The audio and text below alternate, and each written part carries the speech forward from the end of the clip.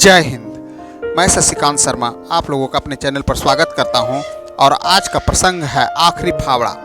एक बार की बात है, स्वामी जी बैठे हुए थे। उसी समय एक युवक आया और उसने स्वामी जी से पूछा, स्वामी जी अगर कोई हजारों बार प्रयास कर चुका है और उसे अपने लक्ष्य में सफलता नहीं मिली है तो वह क्या करे? तो स्वामी जी ने कहा कि मैं तो यही सलाह दूंगा कि वह पुनः एक बार और प्रयास करे। हो सकता है उसी प्रयास में उसकी सफलता छिपी हो। सफलता हमेशा प्रयास से ही मिलती है। इसके लिए स्वामी जी ने उन्हें एक प्रसंग सुनाया। प्रसंग में बताया कि एक किसान था। वह अपने खेतों के लिए जल चाहता था। सिंचाई के लिए उसे जल की जरूरत थी। उसने सोचा कि क्यों न खेत के पास ही एक कुआं खुदवा लिया जाए। कुआं खुदवाने के लिए उसने कई मजदूरों को बुलाया, किंतु जो भी मजदूर आता वह कुआं खोदता और अंत में थक हार कर चला जाता, किंतु जल नहीं निकलता। जल कोई भी नहीं निकाल पाया। अंत में किसान ने सोचा क्यों न मैं इस कुएं को किसी को कुआं खोदने का जिम्मा दे दूं जो जल निकाल सके। मेरी शर्त यही रहेगी कि जो भी जल निकालेगा मैं उसे इच्छा अनुसार मजदूरी दूंगा। इस बार उसने एक फावड़े वाले को बुलाया और उससे कहा कि भाई क्या तुम इससे जल निकाल सकोगे इस स्थान पर? तो उसने कहा हाँ निकाल दूंगा। बोला कितना लोगे? तो मैं जल निकल जाने पर 2000 रुपया लूंगा, अन्यथा एक भी रुपया नहीं लूंगा।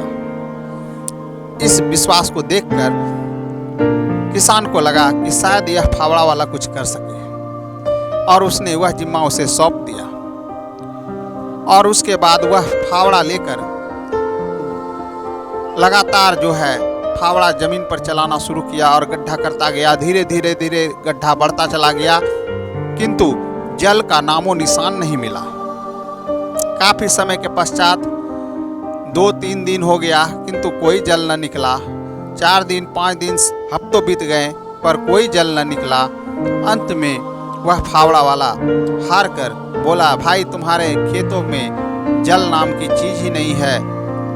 शायद यह भूमि बंजर है और यहाँ जल है ही नहीं। और वह यह कहकर और बोला कि मैं जा रहा हूँ और वह चला गया।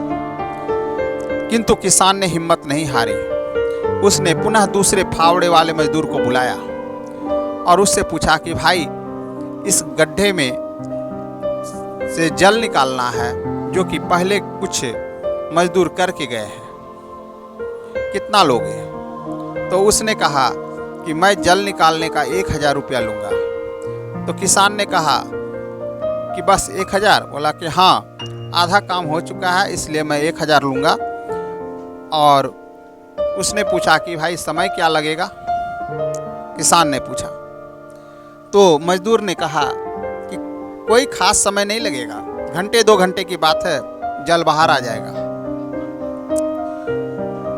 किसान को बड़ी राहत मिली। उसने कहा भाई मैं 1000 के बदले मैं तुम्हें 2000 दूंगा, तुम उतर जाओ। गड्ढे में वह फावड़ा वाला उतर गया और जैसे ही फावड़े वाले मजदूर ने फावड़ा मारा वैसे ही जल की धारा फूट पड़ी और पूरा कुआं जल से भर गया। यह देखकर किसान सहित सभी दंग रह गए। तब स्वामी जी बताते हैं उस युवक को कि देखो यह आखिरी फावड़ा जिसमें कि सफलता छिपी हुई थी, इसे छोड़कर पहले वाले वह फावड़ा वाला मजदूर चला गया।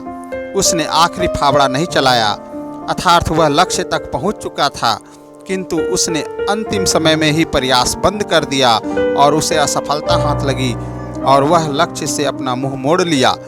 यही हमारे दैनिक जीवन में भी होता है।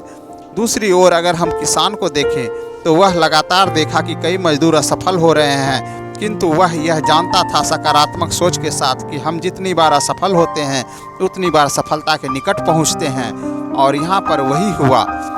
वह फावड़ा वाला भी जो है जितनी बार मट्टी बाहर कर रहा था वह सफलता के निकट पहुंच रहा था, अर्थात जल के निकट पहुंच रहा था, लेकिन आखिरी क्षणों में ही उसने फावड़ा नहीं चलाया और वह हार कर बोला कि अब मैं यहाँ से जल नहीं निकाल पाऊँगा, और वह वहाँ से चला गया।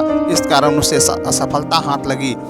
हम भी अपने लक्ष्य तक इसी प्रकार से अपने जीवन में जब असफल होते हैं तो हम सोच लेते हैं कि अब यह कार्य हमसे नहीं होने वाला है, यह एक बड़ी समस्या है, किंतु ऐसी बात नहीं होती। हम अंतिम तक प्रयास नहीं करते हैं, अर्थात आखिरी फावड़ा हम नहीं चलाते हैं। अगर हम आखिरी फावड़ा चला दें तो निश्चित ही हम लक्ष्य तक पहुंच जाएंगे। अर्थात कहने का मतलब है प्रयास हमें अंतिम तक क्षणों तक करना चाहिए। विद्यार्थी भी है, अगर वह कोई सवाल हल करता है, अगर सवाल नहीं हल हो रहा है तो वह बार बार प्रयास करे, निश्चित ही उसे सफलता मिलेगी। अर्थात आखिरी फावड़ा कहाँ छिपा है यह कोई नहीं जानता, आखिरी फावड़ा में ही लक्ष्य है। जय हिंद।